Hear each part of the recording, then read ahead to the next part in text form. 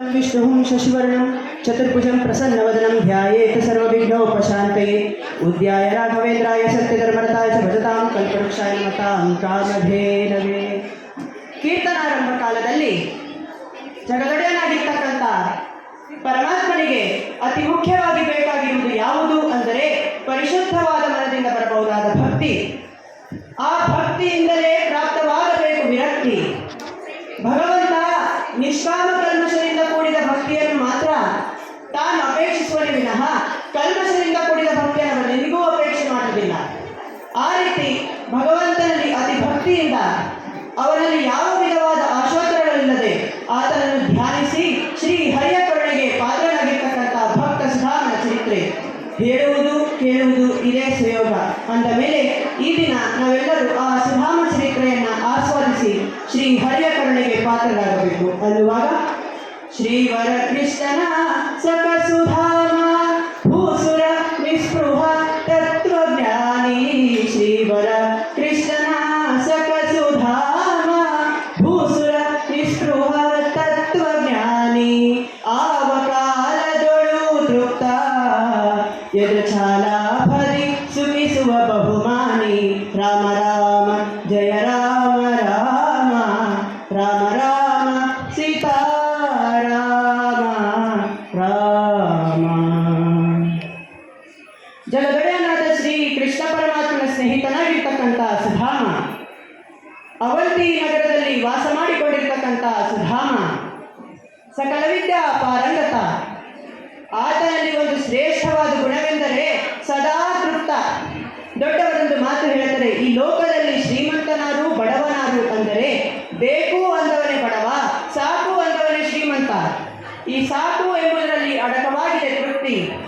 ಇದರ ಛಾಲಾಭಿಯಾಗಿರ್ತಕ್ಕಂಥ ಸುಧಾಮ ಯಾವ ಕಾಲದಲ್ಲಿಯೂ ಯಾವುದನ್ನು ಬಯಸಿದವನಲ್ಲ. ತನ್ನ ನಿತ್ಯ ಜೀವನದಲ್ಲಿ ಯಾರಲ್ಲಿಯೂ ಯಾವುದನ್ನು ಬೇಡದೆ ಎಲ್ಲರನ್ನು ಕಾಪಾಡಲು ಜಗದೊಡೆಯನಾದ ಕೃಷ್ಣನೊಬ್ಬನಿದ್ದಾನೆ ಎಂಬ ಆಧಾರದ ಮೇರೆಗೆ ಜೀವನವನ್ನು ನಡೆಸುತ್ತಿದ್ದಾನೆ.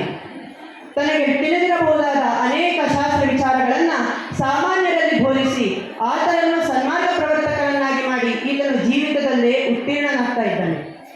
ಈತನ ಸಂಸಾರವೋ ಚಿಕ್ಕ ಸಂಸಾರ, ಅಂದರೆ ಮನೆ ತುಂಬ ಮಕ್ಕಳು. ಈತನ ಮನೆ ಪರ್ಣಶಾಲೆ. ಸಂಧ್ಯಾ ಕಾಲದಲ್ಲಿ ನಕ್ಷತ್ರಗಳನ್ನು ನೋಡಬೇಕಾದರೆ ಮನೆ ಹೊರಗಡೆ ಬರೋ ಕೆಲಸವೇ ಇಲ್ಲ.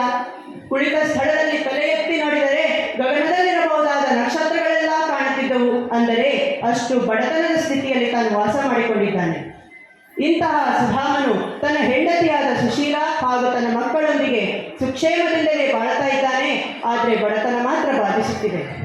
ಒಂದು ದಿನ ಆ ಮಕ್ಕಳು ಬಂದು ತಾಯಿಯಲ್ಲಿ ಕೇಳ್ತಾರೆ, ಅಮ್ಮ, ಪಕ್ಕದ ಮನೆಯವರು ಹಬ್ಬ ಹುಣ್ಣಿಮೆಗಳನ್ನು ಆಚರಣೆ ಮಾಡ್ತಾ ಇದ್ದಾರಮ್ಮ, ಅಲ್ಲಿ ನೋಡು ಅವರೆಲ್ಲ ಆನಂದವಾಗಿ ಉಂಡು ತೆಗೆಯುತ್ತಿರುವಾಗ ನಮಗಿಲ್ಲಿ ಹೊಟ್ಟೆಗಿಲ್ಲದೆ ನಡುವ ಕಾಲ ಬಂದಿದೆ. ನಾವು ಅವರನ್ನು ಏನು ವಿಚಾರಿಸಲ್ಲ, ಆದರೆ ನಮಗೂ ಹಸುವಾಗುತ್ತೆ, ಯಾಕಮ್ಮ ನೀನು ಸುಮ್ಮನೆ ಇದೆಯಾ? ಆಗ ತಾಯಿ ಮಕ್ಕಳನ್ನು ಸಂತೈಸಿ ಹೇಳ್ತಾಳೆ, ಅಪ್ಪ, ಅವರೀಗ ಭಾಗ್ಯವಿದೆ, ಆ ಭಾಗ್ಯದಿಂದ ಅವರು ಸುಖ ಸಂತೋಷದಿಂದಿದ್ದಾರೆ. ನಮಗದು ಬೇಡ ಮಗನೇ, ನಾವು ಇದ್ದದರಲ್ಲೇ ಸಂತೋಷ ಪಡೋಣ, ಹೋಗಿ ಎಂಬುದಾಗಿ ಮಕ್ಕಳನ್ನು ಕಳುಹಿಸಿ ತಾನು ಗಂಡನ ಬಳಿಯಲ್ಲಿ ಬಂದು ನಿಂತಳಂತೆ. ಹೆಂಡತಿಯನ್ನು ಕಂಡ ಸುಧಾಮ ಕೇಳ್ತಾನೆ, ಸುಶೀಲ, ನೀನೇನೋ ಹೇಳಬೇಕು ಅಂತ ಬಂದಿರುವೆ ಅಲ್ಲವೇ? ಮರು ಮಾತಾಡದ ಈ ಸಾಧ್ವಿ, ಏನೂ ಇಲ್ಲ ಸ್ವಾಮಿ, ಏನು ಹೇಳಬೇಕು ಅಂತ ಬಂದಿಲ್ಲ ನಾನು. ಎಲ್ಲಿಯಾದರೂ ಉಂಟೆ, ನೀನೆಂದಿಗೂ ಹೀಗೆ ಸುಮ್ಮನೆ ಬಂದು ನಿಲ್ಲುವಳೆ ಅಲ್ಲ, ಏನೋ ವಿಚಾರ ಇದೆ, ಏನು ಹೇಳು ನೋಡೋಣ. ಆಗ ತಾಯಿ ಹೇಳ್ತಾಳೆ, ಸ್ವಾಮಿ, ನಾನು ತಾಯಲ್ಲವೇಳ್ರಿ, 3-4 ದಿನಗಳಿಂದಲೂ ಮಕ್ಕಳು ಅನ್ನ ಅನ್ನ ಎಂದು ನರಳುತ್ತಿದ್ದರೆ ಅಕ್ಕಪಕ್ಕದ ಮನೆಯವರು ಸುಖ ಸಂತೋಷದಿಂದ ಉಂಡು ತೆಗೆಯುತ್ತಿರುವುದನ್ನು ಕಂಡು ನನ್ನ ಮಕ್ಕಳು ಕಣ್ಣೀರು ಸುರಿಸುತ್ತಿದ್ದರೆ ಇದನ್ನು ನೋಡಲಾಗದೆ ಮನದಲ್ಲೇ ಮರುಗಿ ಆರಿಗೂ ಹೇಳಲಾಗದೆ ನಿಂತೆ. ಸತಿಯಾದ ನನಗೆ ಗತಿ ನೀವೇ ಎಂದ ಮೇಲೆ ನಿಮ್ಮಲ್ಲಿ ಈ ಮಾತನ್ನು ಹೇಳಲು ಬಂದೆ. ಒಂದು ನೆನಪಾಯಿತು ನನಗೆ. ಸುಧಾಮ ಕೇಳಿದ, ಏನದು ನೆನಪು? ಹಿಂದೆ ನೀವಾಡಿದ ಒಂದು ನುಡಿ ನನಗೆ ನೆನಪಾಯಿತು. ಸಾಂದೀಪಿನಿ ಮಹರ್ಷಿಗಳಲ್ಲಿ ನೀವು ಮತ್ತು ಜಗದೊಡೆಯನಾದ ಕೃಷ್ಣ ಒಟ್ಟಿಗೆ ವಿದ್ಯಾಭ್ಯಾಸ ಮಾಡುತ್ತಿದ್ದರಂತೆ. ಸ್ವಾಮಿ, ನಾವು ಈ ಕಷ್ಟ ಕಾಲದಲ್ಲಿರುವಾಗ ನೀವು ತಮ್ಮ ಸ್ನೇಹಿತರ ಬಳಿ ಹೋಗಿ ನಿಮ್ಮ ಕಷ್ಟಾದಿಗಳನ್ನು ಮನೆಗೊಂದಿಷ್ಟು ಸಹಾಯವನ್ನೇಕೆ ತರಬಾರದು? ಈ ಮಾತನ್ನು ಕೇಳಿದೊಡನೆ ಸುಧಾಮ ಹೇಳಿದ, ಹೇ ಕೃಷ್ಣ, ಬಡತನ ಬರಬಾರದು. ಬಡತನ ಬಂದರೆ ಬಲು ಕೆಡುಕುಗಳು ಬರುವು ಈ ಧರೆಯೊಳಗೆ. ದೇವಿ, ಈಗ ನೀನೇ ಮಾತಾಡ್ತಾ ಇದೆಯಾ ಸುಶೀಲ? ನಾನು ಯಾರಲ್ಲಿಯೂ ಯಾವುದನ್ನು ಬೇಡಿದವನಲ್ಲ ಎಂಬುದನ್ನು ಮರೆತೆಯ? ಈ ಹಸ್ತವು ಮತ್ತೊಬ್ಬರಿಗೆ ಆಶೀರ್ವಾದ ಮಾಡಬಲ್ಲದೇ ವಿನಃ ಮತ್ತೊಬ್ಬರಲ್ಲಿ ಹೋಗಿ ದೇಹಿ ಎಂದು ಬೇಡಲಾಗದು. ಬೇಡುವ ಕಾಲ ಬರುವುದಾದರೆ ಹೇಳು, ಈ ಜಗತ್ತನ್ನೇ ಬಿಟ್ಟೇ ವಿನಃ ಮತ್ತೊಬ್ಬರಲ್ಲಿ ಕೈ ಚಾಚುವುದಿಲ್ಲ. ಇದನ್ನು ಮರೆತೆಯ ಸುಶೀಲ? ಆಗ ತಾಯಿ ಹೇಳ್ತಾರೆ, ಸ್ವಾಮಿ, ಈ ವಿಷಯವನ್ನು ನಾನು ಚೆನ್ನಾಗಿ ಬಲ್ಲೆ. ನನ್ನ ಗಂಡ ಮತ್ತೊಬ್ಬರಲ್ಲಿ ಕೈ ಚಾಚಿದವರಲ್ಲ ಎಂಬುದನ್ನು ನಾನು ಬಲ್ಲೆ. ಆದರೆ ನನ್ನದೊಂದು ಮಾತು, ಈ ಜಗತ್ತಿನಲ್ಲಿ ಎಲ್ಲರಿಗೂ ಎಲ್ಲವನ್ನೂ ಕೊಟ್ಟವನು ಯಾರು? ಆ ಜಗದೊಡೆಯನಾದ ಕೃಷ್ಣನೇ. ಹಾಗಾದರೆ ನಮಗೆ ಇಲ್ಲಿರಬಹುದಾದ ಈ ಭಾಗ್ಯವನ್ನು ಕೊಟ್ಟವನವನೇ, ಇನ್ನೂ ಕೊಡಬೇಕಾದವನವನೇ. ನಾವು ಕೇಳಬೇಕಾದದ್ದು ಅವನೇ, ಕೊಡಬೇಕಾದವನು ಅವನೇ ಎಂದ ಮೇಲೆ ಆ ಕೊಡುವವನಲ್ಲೇ ನಾವು ಕೇಳ್ತಾ ಇದ್ದೇವೆ ವಿನಃ ಆ ಕೊಟ್ಟವರಲ್ಲಿ ಪಡೆದ ಸಾಮಾನ್ಯ ಮಾನವರಲ್ಲೇನು ಕೇಳ್ತಾ ಇಲ್ವಲ್ಲ. ತಾವು ಯಾರನ್ನು ಕೇಳಬೇಕು ಎಂಬುದಾಗಿ ಯೋಚಿಸಿದರೆ ನಾನು ಅನುಚಿತವಾದ ಮಾತನಾಡಲಿಲ್ಲ ಎಂದು ಭಾವಿಸ್ತೇನೆ. ಸುಧಾಮ ಕ್ಷಣ ಕಾಲ ಯೋಚಿಸಿದ, ನಿಜ, ನನ್ನ ಹೆಂಡತಿ ಹೇಳ್ತಿರುವ ಮಾತು ನಿಜ. ಕೊಡುಗೆಯಿನ ದಾನಿಯಾದ ಸರ್ವಲೋಕ ದೊಡೆಯನಾದ ಆ ಕೃಷ್ಣನನ್ನಲ್ಲದೆ ಮತ್ತಾರನ್ನು ನಾವು ಕೇಳುವುದು? ಸುಶೀಲ, ಎಂತಹ ಪರಮಜ್ಞಾನಿ ನೀನು! ಈ ಬಡತನದ ಸ್ಥಿತಿಯಲ್ಲಿ ಯಾರಾದರೂ ಧನವಂತರನ್ನು ಹೋಗಿ ಯಾಚಿಸಿ ಎಂದು ಹೇಳಿ ನನ್ನ ಆತ್ಮದಲ್ಲಿ ಹುದುಗಿರ್ತಕ್ಕಂಥ ಆ ಆತ್ಮಶಕ್ತಿಯನ್ನು ಮಲಿನ ಮಾಡುವ ಪ್ರತಿಯಾಗಿ ಆತ್ಮಜ್ಯೋತಿ ಸ್ವರೂಪನಾದ ಅಣುರೇಣ ತನಕಾಷ್ಟ ಪಿಪೀಲಕಾರಿಯಾದ ಆ ಕೃಷ್ಣನಲ್ಲಿ ಹೋಗಿ ಯಾಚಿಸಿ ಎನ್ನುತ್ತಿರುವೆ. ನಿನ್ನ ಮಾತನ್ನು ಒಪ್ಪಿದೆ. ಹಾಗೆ ಆಗಲಿ, ಹೋಗಿ ಬರ್ತೇನೆ. ಏನು ಮಾಡಲಿ? ದೇವಿ, ಏನು ಸ್ವಾಮಿ? ಜಗದೊಡೆಯನಾದ ಕೃಷ್ಣನ ಎಡೆಗೆ, ಗುರುಗಳ ಎಡೆಗೆ, ಮಕ್ಕಳಿರುವ ಸ್ಥಳಕ್ಕೆ ಬರಿಗೈಯಲ್ಲಿ ಹೋಗಬಾರ್ದು ಅಂತಾರಲ್ಲೇ, ರಿಕ್ತ ಹಸ್ತನಾಗಿ ಆ ಕೃಷ್ಣನ ಬಳಿ ನಾ ಹೋಗಲಿ? ಆಗ ತಾಯಿ ಹೇಳ್ತಾರೆ, ಇಲ್ಲ ಇಲ್ಲ, ನಾನಿರುವಾಗ ನಿಮಗೆ ಆ ಕಾಲ ಬರುವುದಿಲ್ಲ. ನೀವು ಬರಿಗೈಯಲ್ಲಿ ಹೋಗೋ ಕೆಲಸವೇ ಇಲ್ಲ. ನೋಡಿ, ನಾನು ಪಕ್ಕದ ಮನೆಯವರಿಗೆ ಸಹಾಯ ಮಾಡಿದ್ದರಿಂದ ಅವರು ನನಗೊಂದಿಷ್ಟು ಅವಲಕ್ಕಿಯನ್ನು ಕೊಟ್ಟಿದ್ದಾರೆ. ನೀವು ಈ ಅವಲಕ್ಕಿಯನ್ನೇ ತೆಗೆದುಕೊಂಡು ಹೋಗಿ ಜಗದೊಡೆಯನಾದ ಕೃಷ್ಣನಿಗೆ ಅರ್ಪಿಸಿಬಿಡಿ. ಸುಧಾಮ ಆ ಅವಲಕ್ಕಿಯನ್ನು ಒಂದು ಬಟ್ಟೆಯಲ್ಲಿ ಗಂಟಾಕಿಕೊಂಡು ಹೊರಟನಂತೆ ದ್ವಾರಕಾ ನಗರಿಯ ಕಡೆಗೆ. ಮಾರ್ಗದಲ್ಲಿ ಬಹುವಿಧದಲ್ಲಿ ಬಳಲುತ್ತಾ ಅತಿ ವಿನಯದಿಂದ ಕೃಷ್ಣನನ್ನು ಪ್ರಾರ್ಥಿಸುತ್ತಾ ಸೇರಿದನಂತೆ ದ್ವಾರಕಾ ನಗರಿಯನ್ನ. ಜಗದೊಡೆಯನಾದ ಶ್ರೀ ಕೃಷ್ಣ ಪರಮಾತ್ಮ ವಾಸ ಮಾಡುವ ದ್ವಾರಕಾ ನಗರಿ. ಆ ದ್ವಾರಕಾ ನಗರಿಯನ್ನು ಕಂಡೊಡನೆ ಈ ಸುಧಾಮ ಪುಲಕಿತನಾದ, ಆಹಾ, ಇದೇನು ಅಂದ, ಇದೇನು ಚಂದ, ಎಂತಹ ಆನಂದದಿಂದ ಕೂಡಿದ ನಗರಿ. ಅಂದ ಚಲುವಿಂದ ಪುರ ನೋಡಲಾಗ ಆನಂದ, ಅಂದ ಚಲುವಿಂದ ಪುರ ನೋಡಲಾಗ ಆನಂದ. ಮೃದುಕುಂದ ವರದ ಗೋವಿಂದ ನೆಲೆಸಿರುವ ತಾನೂರದಿಂದ ದ್ವಾರಕೆಯ ಪಾವನವು ಎಂದ ಆನಂದ. ಗೋವಿಂದ ವರದ ಆನಂದ ಕಂಗೊಳಿಪ ಗೋಪುರಗಳಿಂದ, ಮಣಿಸಾಲು ಮಂಟಪಗಳಿಂದ, ಕಟುಭದ್ರ ಕೋಟೆಗಳಿಂದ, ಗಜತುರಗರದ ಸಾಲುಗಳಿಂದ, ಪರಿಜನ ಸ್ತುತಿಸುವ ವೃಂದ ಮೇಳೈಸಿ ಹರಿತಾನುನಿಂದ. ಆನಂದ ಆನಂದ ಆನಂದ ಕಂದ ಗೋವಿಂದ ನೆಲೆಸಿದ ಪುರ ನೋಡಲ ಆನಂದ ಆನಂದ. ಆ ಪುರವನ್ನೆಲ್ಲ ನೋಡುತ್ತಾ ಆನಂದ ಪರವಶನಾಗಿ ಬರ್ತಾ ಇದ್ದಾನೆ. ಬರುತ್ತಾ ಬರುತ್ತಾ ಆ ಅರಮನೆಯ ಕೋಟೆ ಬಾಗಿಲನ್ನು ಕಂಡೊಡನೆ ಆ ಕೃಷ್ಣನನ್ನು ನೋಡುವ ಆತರದಲ್ಲಿ ಕೃಷ್ಣ ಕೃಷ್ಣ ಕೃಷ್ಣ ಕೃಷ್ಣ ಅಂತ ನುಗ್ಗಿದ. ಅಲ್ಲಿ ಬಾಗಿಲಲ್ಲಿ ನಿಂತಿದ್ರಲ್ಲ ಇಬ್ಬರು ಸೈನಿಕರು, ಸಿಪಾಯಿಗಳು ಏನೋ ತಡೆದ್ರು. ನಿಂತ್ಕೊಳ್ಳಯ್ಯ, ಏನಯ್ಯ ಇಷ್ಟು ಅವಸರವಾಗಿ ಹೋಗ್ತಾ ಇದೀಯಾ? ಅಯ್ಯ, ನಾನು ಕೃಷ್ಣನ ನೋಡಬೇಕಾಗಿದೆ, ಅದಕ್ಕಾಗಿ ಹೋಗ್ತಾ ಇದ್ದೀನಪ್ಪ. ಓಹೋ, ಕೃಷ್ಣನ ನೋಡ್ಲಿಕ್ಕೆ ಹೋಗ್ತಾ ಇದೀಯೋ? ಏ ಹಾರ್ವಾ, ಅಲ್ಲಿ ಪಕ್ಕದಲ್ಲಿ ನೋಡಿದ್ಯಾ? ಅಲ್ಲಿ ನಿಂತಿರೋ ಅಷ್ಟು ಜನಗಳು ರಾಜರೇ. ಆ ರಾಜಾದಿರಾಜರು ವರ್ಷಗಳಿಂದ ಕಾದಿದ್ದಾರೆ ಜಗದೊಡೆಯನಾದ ಕೃಷ್ಣನನ್ನು ನೋಡಬೇಕು ಅಂತ. ಆ ರಾಜಾದಿರಾಜರಿಗೆ ವರ್ಷಗಳಿಂದ ಕೃಷ್ಣನನ್ನು ನೋಡೋ ಅವಕಾಶ ಆಗಿಲ್ಲ ಅಂದ್ರೆ ಇನ್ನು ನೀನು ಹೋಗ್ತೀನಿ ಅಂತೀಯಾ? ನೀನು ಸುಧಾಮ ಹೇಳಿದ, ಅಯ್ಯ, ನಾನು ಕೃಷ್ಣನ ಸ್ನೇಹಿತ ಕಣಪ್ಪ. ಕೃಷ್ಣನ ಸ್ನೇಹಿತ ಅಂದರೆ ಈ ದ್ವಾರಪಾಲಕನ ನಕ್ಕ. ನೀನು ಕೃಷ್ಣನ ಸ್ನೇಹಿತ. ಕನ್ನಡಿ ಮುಖ ನೋಡ್ಕೊಂಡಿದ್ದೀಯೋ? ಅಯ್ಯ, ನಿನ್ನ ಈ ಬಟ್ಟೆ, ನಿನ್ನ ಈ ಮುಖ, ನಿನ್ನ ಈ ಅವಸ್ಥೆಯನ್ನು ನೋಡಿದರೆ ಕೃಷ್ಣನಿಗೆ ಸ್ನೇಹಿತ ಅಂತ ಹೇಳಲು ನಾಚಿಕೆ ಆಗಲಿಲ್ಲ ನಿನಗೆ? ಸುಧಾಮ ತಿರುಗಿ ತನ್ನನ್ನು ತಾನು ನೋಡಿದ. ನಿಜ ಅಯ್ಯ, ನೀನಾಡಿದ ಮಾತು ನಿಜ. ನಾನು ಕೃಷ್ಣನಿಗೆ ಸ್ನೇಹಿತ ಎಂದರೆ ನಗರೇ ಜನರು. ಅಯ್ಯ, ನೀನಾಡುತ್ತಿರುವ ಮಾತು ನಿಜ. ಆದರೆ ನನ್ನದೊಂದು ಮಾತು, ನಾನು ಕೃಷ್ಣನ ಸ್ನೇಹಿತ, ಆತನ ಸಂಗಡ ವಿದ್ಯಾಭ್ಯಾಸ ಮಾಡಿದವನು. ಅವನಿಗೆ ನನ್ನ ನೆನಪು ಇದೆಯೋ ಇಲ್ಲವೋ ಎಂಬುದೊಂದೇ ನನಗೆ ಚಿಂತೆಯಾಗಿದೆ. ನನ್ನದೊಂದು ಕಾರ್ಯ ಮಾಡ್ತೀಯಪ್ಪ. ನೀನು ಕೃಷ್ಣನಲ್ಲಿ ಹೋಗಿ ಈ ಅರಿಕೆಯನ್ನು ಮಾಡು. ಸುಧಾಮ ಎನ್ನುವರು ನಿಮ್ಮ ಸ್ನೇಹಿತನಂತೆ, ಚಿಕ್ಕಂದಿನಲ್ಲಿ ನಿಮ್ಮ ಸಂಗಡ ವಿದ್ಯಾಭ್ಯಾಸ ಮಾಡಿದವರಂತೆ ನಿಮ್ಮನ್ನು ನೋಡಲಿಕ್ಕೆ ಬಂದಿದ್ದಾನೆ, ಆತನನ್ನು ಕರೆತರಬಹುದೇ ಎಂಬುದಾಗಿ ಕೇಳು. ಆ ಜಗದೊಡೆಯನಿಗೆ ನನ್ನ ನೆನಪಿದ್ದರೆ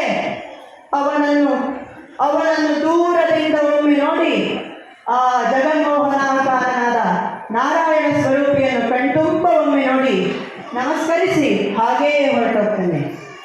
ಒಂದು ವೇಳೆ ಅವರಿಗೆ ನನ್ನ ನೆನಪೇ ಇಲ್ಲ ಎನ್ನುವುದಾದರೆ ಅಷ್ಟು ಮಾತ್ರ ಬಂದು ಹೇಳಿದರೂ ಸಾಕು. ನನ್ನ ಈ ಪ್ರಾರಬ್ಧ ಕರ್ಮಕ್ಕಾಗಿ ಯಾರನ್ನೂ ದೂರದೆ, ಓರೆಯಾಗಿ ಮೋರೆಯ ನಾರಿಗೂ ತೋರದೆ ಹಾಗೇ ಹೊರಟೋಗ್ತೇನೆ.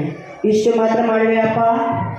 ಆಗ ದ್ವಾರಪಾಲಕ ಅಂದ, ನಿಂತ್ಕೊಳ್ಳಯ್ಯ, ಏನು ನಿನ್ನ ಕೆಲಸ ಮಾಡೋಕ್ಕೆ ನಾನು ಅಲ್ಲಿರೋದು? ಏನಂತ ತಿಳಿದಿದ್ಯಾ ನನ್ನ? ಆಗ ಪಕ್ಕದಲ್ಲಿ ಬೈತಾ, ಛೇ ಯಾಕಯ್ಯ ಹಾಗಂತೀಯ?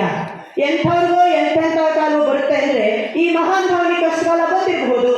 ಅಷ್ಟು ಮಾತ್ರಕ್ಕೆ ನೀನೀಗ ಆಡಬಾರ್ದು. ಒಮ್ಮೆ ಇರು, ನಾನು ಕೃಷ್ಣನಲ್ಲಿ ಹೋಗಿ ಕೇಳ್ತೇನೆ, ಕೃಷ್ಣ ಏನು ಹೇಳ್ತಾನೋ ನೋಡೋಣ ಎಂಬುದಾಗಿ ಒಬ್ಬ ಆ ಕಡೆಗೆ ಹೊರಟ. ಕೃಷ್ಣನಿಗೆ ವರ್ತಮಾನ ತಿಳಿಸುವ ಸಲುವಾಗಿ ಈ ಕಡೆ ಕೃಷ್ಣ ರುಕ್ಮಿಣಿ ಸತ್ಯಭಾಮೆಯ ಜೊತೆಯಲ್ಲಿ ತೂಗು ಮಂಚದ ಮೇಲೆ ಕೂತಿದ್ದ. ಸೇವಕ ಒಬ್ಬ ಓಡಿ ಬಂದ. ಮಹಾಸ್ವಾಮಿ ವಂದನೆ. ಏನು ವಿಚಾರ? ಸುಧಾಮ ಎನ್ನುವನು ಸಖ ನಿಮಗಂತೆ, ನಿಮ್ಮ ಸಂಗಡ ವಿದ್ಯಾಭ್ಯಾಸ ಮಾಡಿದವಂತೆ, ನಿಮ್ಮನ್ನು ನೋಡಲಿಕ್ಕೆ ಬಂದಿದ್ದಾನೆ ಸ್ವಾಮಿ. ಸುಧಾಮ ಅಂದೊಡನೆ ಈ ಕೂತಿದ್ದ ಕೃಷ್ಣ ಧಿಕ್ಕನ ಮೇಲೆ ಕೆಟ್ಟ ಅಣ್ಣ ಅಂದ. ಪಕ್ಕದಲ್ಲಿ ಕೂತಿದ್ದ ರುಕ್ಮಿಣಿಗೆ ಭಯವಾಗ್ಬಿಡ್ತು.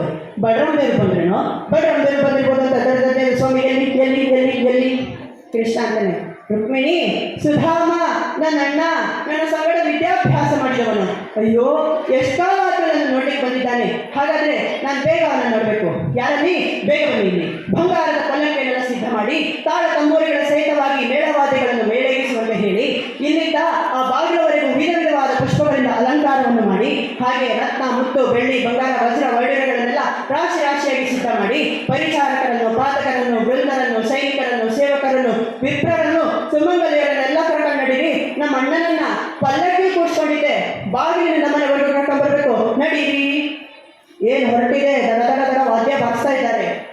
ಹೋದರಿಯುತ್ತಲಿ ಬರುತ್ತಿರುವ ಆ ಉತ್ಸವವನ್ನು ತಾ ನೋಡುತ್ತಾ, ಮನದಿ ಮೋಹವನ್ನು ತಾಳದಿ ಪರಿಯ ಹರಿಯುತ್ತಾ ನಸುನಗುತ್ತಾ, ತಾಳ ಮೇಳ ವಾದ್ಯಗಳನ್ನು ನೋಡಿ ಮನದಿ ಸಂತಸವ ತಾಳುತ್ತಾ, ಕನಕಮಯದ ರತ್ನಗಡೆ ಕೂಡಿದ ಉತ್ಸವವನ್ನಾಡುತ್ತಾ,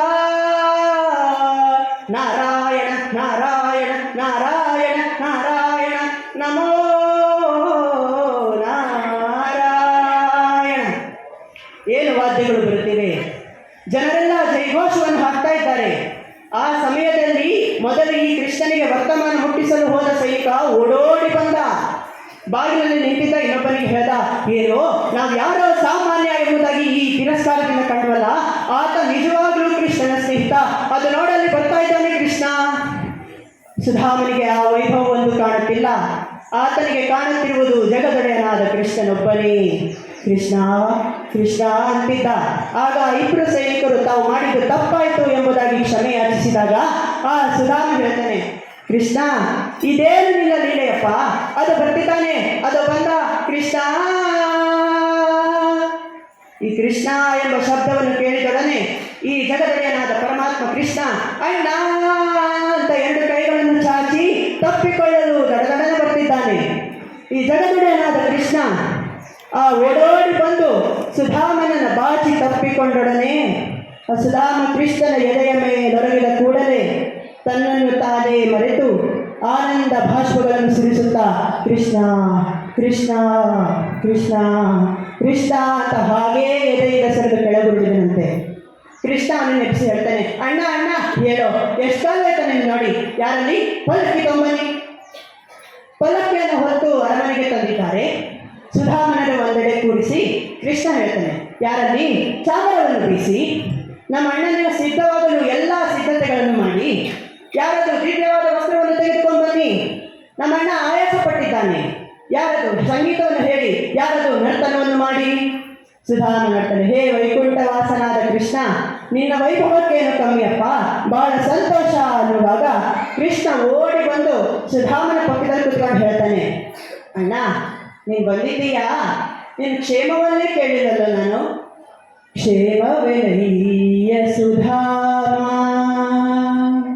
ಕ್ಷೇಮವೆನಯ್ಯ ಸುಧಾಮ, ಭವ್ಯ ಭೂಸುರೋತ್ತಮ ಸದ್ಗುಣಧಾಮ, ಭೂಸುರೋತ್ತಮ ಸದ್ಗುಣಧಾಮ, ಕ್ಷೇಮವೆನಯ್ಯ ಸುಧಾಮ.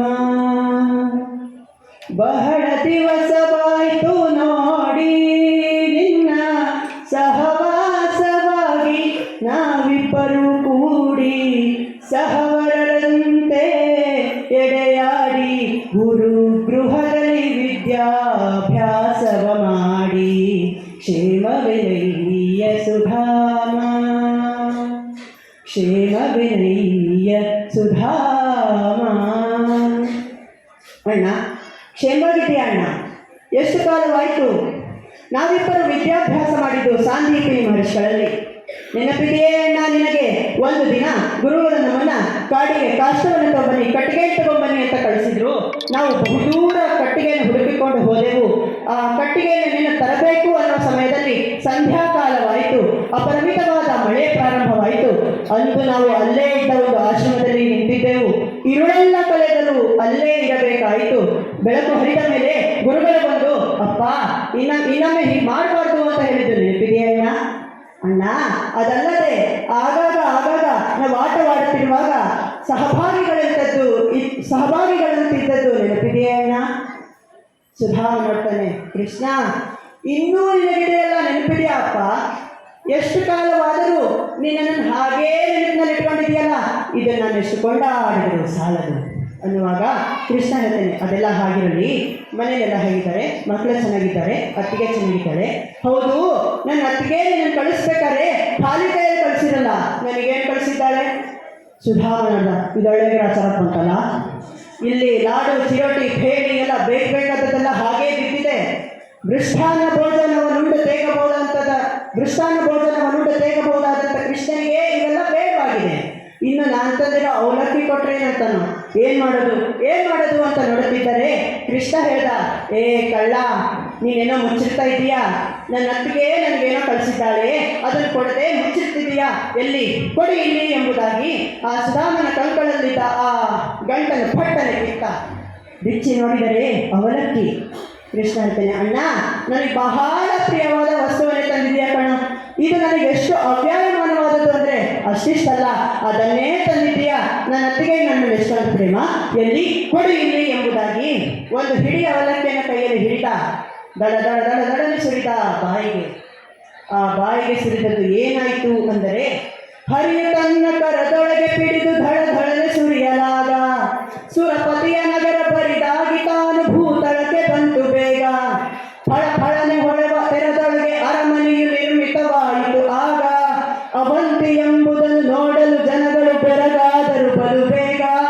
ಮನೆಗಳಲ್ಲಿ ತುಂಬಿ ತುಳುಕಲು ರತ್ನ ಮುತ್ತುಗಳಾಗ, ಹರಿಯ ಒಲಿಮೆಯನ್ನು ಪಡೆದ ಮನೆಯದು ತುಂಬಿ ತುಳುಕಿತು ಬೇಗ. ಹರಿಯ ಕರುಣ ವಿಶೇಷವರಿಯದಲೆ ಮರುಗಿದರು ಜನರಾಗ, ಹರಿಯ ಕರುಣ ವಿಶೇಷವರಿಯದಲೆ ಜನ ಮರುಗಿದರು ಆಗ. ಕೃಷ್ಣ ಕೃಷ್ಣ ಕೃಷ್ಣ ಕೃಷ್ಣ ಕೃಷ್ಣ.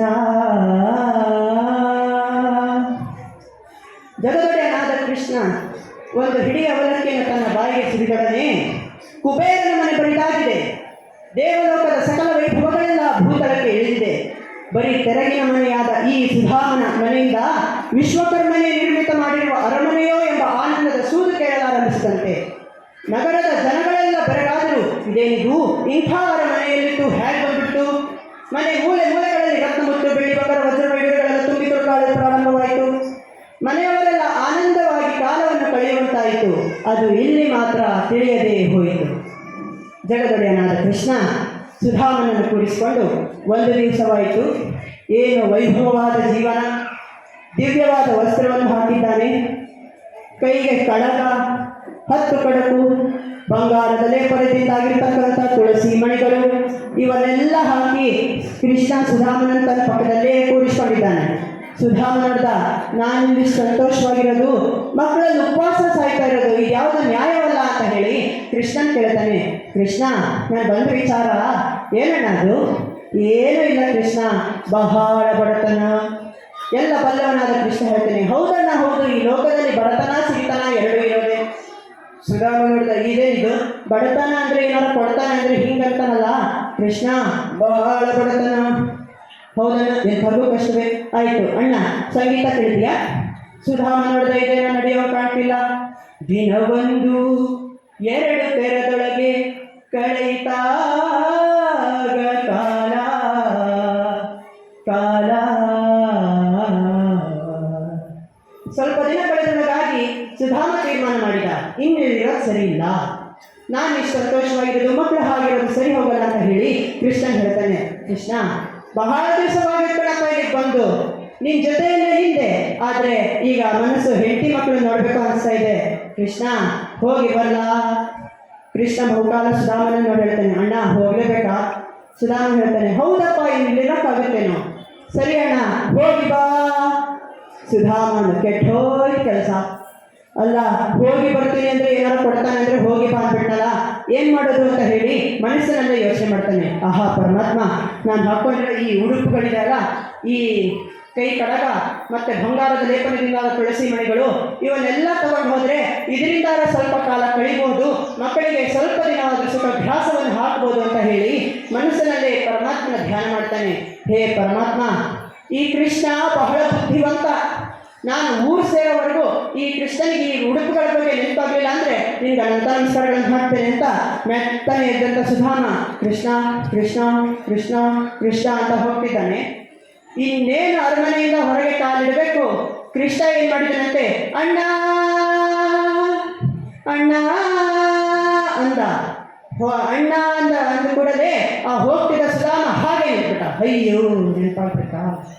ಇನ್ನೇನು ಸುಮ್ಮನೆ ಬಿಡ್ತಾನ, ಏನಾರು ಉಪಾಯ ಮಾಡ್ತಾನೆ ಅಂತ ತಿರುಗಿದೆ. ಕೃಷ್ಣ ಏನು ಅಂತ ಹೇಳಿದ್ರೆ, ಕೃಷ್ಣ ಓಡಿ ಬಂದು ಸುಧಾಮನ ಹತ್ರ ಹೇಳ್ತಾನೆ, ಅಣ್ಣ ನೀನು ಹೋಗೋ ಮಾರ್ಗ ಇದೆಯಲ್ಲ, ಕಾಡಿನ ಮಾರ್ಗ, ಮತ್ತೆ ಅದಕ್ಕೆ ಬಂಗಾರ ಬೆಳ್ಳಿನೆಲ್ಲ ಹಾಕೊಂಡೋಗ್ಬೇಡ ಕಣ, ಕಳ್ಳರ ಭಯ ಇರುತ್ತೆ. ಆದ್ದರಿಂದ ನೀನು ಸುಖವಾಗಿ ಊರು ಸೇರಬೇಕು ಅಂದರೆ ನಾನೊಂದು ಉಪಾಯ ಮಾಡಿದ್ದೇನೆ, ನೀನು ಈ ಬಂಗಾರ ಬೆಳ್ಳಿನೆಲ್ಲ ಕಳಿಸಿಡು, ಈ ಉಡುಪುಗಳನ್ನೆಲ್ಲ ಕಳಿಸಿಡು ಅಂತ ಹೇಳಿ ತಾನು ಬರುವಾಗ ಹುಟ್ಟು ತಂದ ಆ ಕುಚ್ಚಿತವಾದ ವಸ್ತ್ರವನ್ನು ಮಾಡಿಸಿ ಕೈಗೆ ಕೊಟ್ಟನಂತೆ. ಆ ಕುಚ್ಚಿತವಾದ ವಸ್ತ್ರವನ್ನು ಸ್ವೀಕರಿಸಿದ ಸುಧಾಮ ಗಳಗಳನ್ನ ಕಣ್ಣೀರು ಸುರಿಸಿ ನಿಂತಿದ್ದ ಕೃಷ್ಣನಿಗೆ ಒಂದು ಪ್ರದರ್ಶನೆ ಮಾಡಿ ಹೇಳ್ತಾನೆ, ಕೃಷ್ಣ, ನೀನು ನನಗೆ ಸಕಲೈಶ್ವರ್ಯಗಳನ್ನು ಕೊಟ್ಟಿದ್ದರೂ ನನಗಿಷ್ಟು ಸಂತೋಷವಾಗ್ತಿರಲಿಲ್ಲ ನನ್ನಪ್ಪ. ನಾನು ಎಂಥ ಒಂದು ದಿವ್ಯವಾದ ಪಾಠವನ್ನು ಕಲಿಲಿ ಎಂಬುವ ಸಲುವಾಗಿ ಈ ರೀತಿಯ ನಾಟಕವನ್ನು ರಚಿಸಿದೆಯಲ್ಲ. ಮನುಷ್ಯರು ಬರುವಾಗಲೂ ಬರಿಗೈ, ಹೋಗುವಾಗಲೂ ಬರಿಗೈ ಎಂಬುವ ವಿಚಾರವನ್ನು ನಾನು ಅರ್ಥ ಮಾಡಿಕೊಳ್ಳಲಿ ಎಂದು ಹೀಗೆ ಮಾಡಿದೆಯಲ್ಲ. ಹೇ ಕೃಷ್ಣ, ಅಂತರಂಗದಿ ಬೆಳಗಿದೆ ನೀನೇ ಜ್ಯೋತಿ ಸ್ವರೂಪದಿ ಗುರುವೇ, ಅಂತರಂಗದಿ ಬೆಳಗಿದೆ ನೀನೇ ಜ್ಯೋತಿ ಸ್ವರೂಪದಿ ಗುರುವೇ, ಮುಸುಕಿದ ಮಾಯಾ ಕಳೆಯಿತು ಜಿಯ ನಿಜವರಿಯಿತು ಎನ್ನಯ್ಯ, ಮುಸುಕಿದ ಮಾಯಾ ಕಳೆಯಿತು ಜಿಯ ನಿಜವರಿಯಿತು ಎನ್ನಯ್ಯ. ಅಂತರಂಗದಿ ಬೆಳಗಿದೆ ನೀನೇ ಜ್ಯೋತಿ ಸ್ವರೂಪದಿ ಗುರುವೇ, ತಾಯ ಗರ್ಭದಿ ಜನಿಸಿ ಬಂದವ ಬರಿಗೈ ಬೆತ್ತಲೆ ನೋಡು ತಾಯ ಗರ್ಭದಿ ಜನಿಸಿ ಬಂದವ ಬರಿಗೈ ಬೆತ್ತಲೆ ನೋಡೋ ಧರೆಯನ್ನು ತೊರೆದು ಹೋಗುವ ಸಮಯ ಧರೆಯನ್ನು ತೊರೆದು ಹೋಗುವ ಸಮಯ ಬರಿಗೈ ಪೋಪರು ನೋಡೋ ನಿಜವನು ಅರುಹಿದೆ ಮರ್ಮವ ತಿಳಿಸಿದೆ ನಿಜವನು ಅರುಹಿದೆ ಮರ್ಮವ ತಿಳಿಸಿದೆ ನೀನೇ ಗುರು ಜಗದೀಶ ಕೃಷ್ಣ ನೀನೇ ಗುರು ಜಗದೀಶ ಜಯ ಜಗದೀಶ ಶ್ರೀ ಜಗದೀಶ ನೀನೇ ದೀಶ ಗುರುವೇ ನೀ ಜಗದೀಶ. ಕೃಷ್ಣ, ಎಂತಹ ಒಂದು ದಿವ್ಯವಾದ ಪಾಠವನ್ನು ಕಲಿಸಿದ ನಿನಗೆ ಎಷ್ಟು ವಂದಿಸಿದರು ಸಾಲದು ಅಂತ ಹೇಳಿ ಸುಧಾಮ ಹೊರಟನಂತೆ ಅವಂತಿ ನಗರದ ಕಡೆಗೆ. ಹಿಂದೆ ಕೃಷ್ಣ ನಗುತ್ತ ನಿಂತನಂತೆ. ಮಾನವರಿಗೆ ಮುಂದಾಗುವುದು ಯಾವುದು ತಿಳಿಯುವುದಿಲ್ಲ. ಒಂದು ವೇಳೆ ಅವರಿಗೆ ಅದು ತಿಳಿಯುತ್ತಿದ್ದರೆ ಅವರು ದೇವರು ಎಂಬುದನ್ನು ಪ್ರಾರ್ಥಿಸುವುದು ಬಿಡ್ತಿದ್ರೋ ಏನೋ. ನೋಡೋಣ ಈ ಸುಧಾಮನ ಕಥೆ ಎಲ್ಲಿಗೆ ಬರುತ್ತೆ ಅಂದರೆ, ಮಾರ್ಗದಲ್ಲಿ ಬರುತ್ತಿರುವ ಸುಧಾಮ ಯೋಚನೆ ಮಾಡ್ತಾನೆ.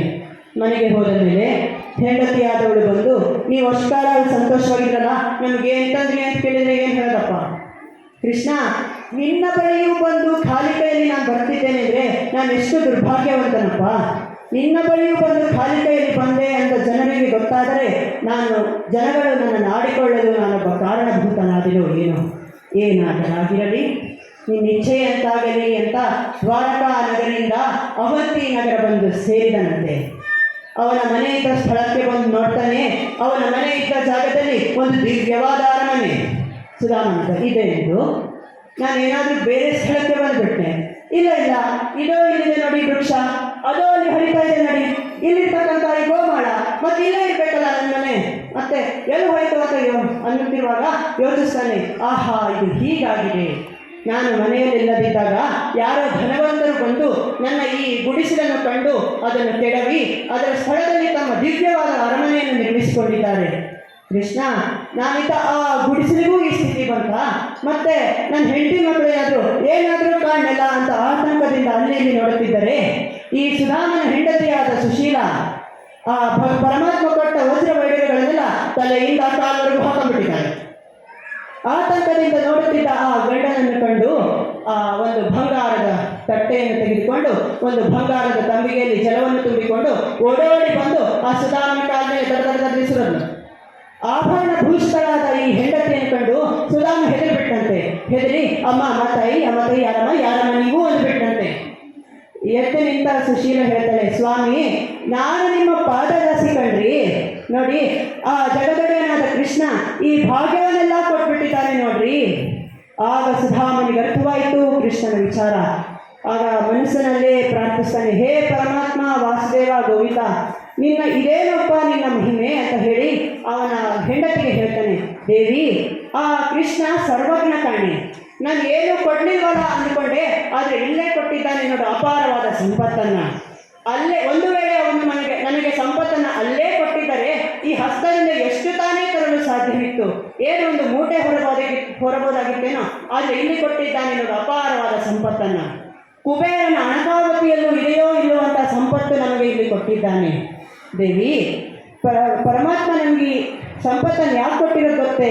ನಾವು ಒಬ್ಬರೇ ಇದನ್ನು ಅನುಭವಿಸಿ ಕಾಲವನ್ನು ಕಳೀಲಿಕ್ಕಲ್ಲ, ಮತ್ತೊಬ್ಬರಲ್ಲಿಯೂ ದಾನ ಧರ್ಮಾದಿಗಳನ್ನು ಮಾಡಿ ಬೇರೆಯವರಿಗೆ ಸಹಾಯ ಮಾಡಲಿ ಎಂಬುದಾಗಿ, ನಡೀರಿ ಎಂಬುದಾಗಿ ಸುಧಾಮನು ಆ ಪರಮಾತ್ಮ ಕೊಟ್ಟ ಸಂಪತ್ತನ್ನು ದಾನ ಧರ್ಮಾದಿಗಳನ್ನು ಮಾಡಿ ಬಹುಕಾಲ ಸುಖವಾಗಿದ್ದ ಎಂಬತಕ್ಕಂಥ ಕಥಾಭಾಗ. ಈ ಕಥಾಭಾಗದಿಂದ ಅರ್ಥವಾಗುವುದೇನೆಂದರೆ, ಹರಿ ಕೊಟ್ಟರೆ ಆ ಹರಿಚಿತ್ತದಿಂದ ಬಂದದ್ದು ನರನಾರೂ ಅದನ್ನು ಬೇಡ ಎನ್ನಲು ಸಾಧ್ಯವಿಲ್ಲ. ಆ ಪರಮಾತ್ಮ ಒಲಿಮೆ ಇದ್ದರೆ ನಮಗೆ ಸಾಕು. ನಾವು ಭಕ್ತಿಯಿಂದಲೇ ನಡೆದದ್ದೇ ಆದರೆ ಆ ಪರಮಾತ್ಮ ಸರ್ವ ಸುಖ ಸಂಪದೆಗಳನ್ನು ಕೊಟ್ಟು ಕಾಪಾಡ್ತಾನೆ ಎಂದು ತೋರಿಸುವ ಈ ಸುಧಾಮ ಚರಿತ್ರೆಗೆ ಮಂಗಳವನ್ನು ಪಾಡೋಣ. ಇಷ್ಟು ಕಾಲ ಈ ಸುಧಾಮ ಚರಿತ್ರೆಯನ್ನು ಹೇಳಿದವರಿಗೂ ಕೇಳಿದವರಿಗೂ ಆ ಪರಮಾತ್ಮ ಒಳ್ಳೆಯದನ್ನು ಮಾಡಲಿ ಎಂಬುದಾಗಿ ಆ ಪರಮಾತ್ಮನಿಗೆ ಮಂಗಳವನ್ನು ಪಾಡೋಣ. ಮಂಗಳವಾಗಲಿ ಸರ್ವರಿಗೆ, ಶುಭ ಮಂಗಳವಾಗಲಿ.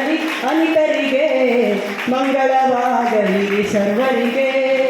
ರಾಯ ಎನಿಸಿ ಮೆರೆದ ಶ್ರೀ ರಾಘವೇಂದ್ರ ಗುರು ಸಾರ್ವಭೌಮರಿಗೆ ಮಂಗಳವಾಗಲಿ ಸರ್ವರಿಗೆ.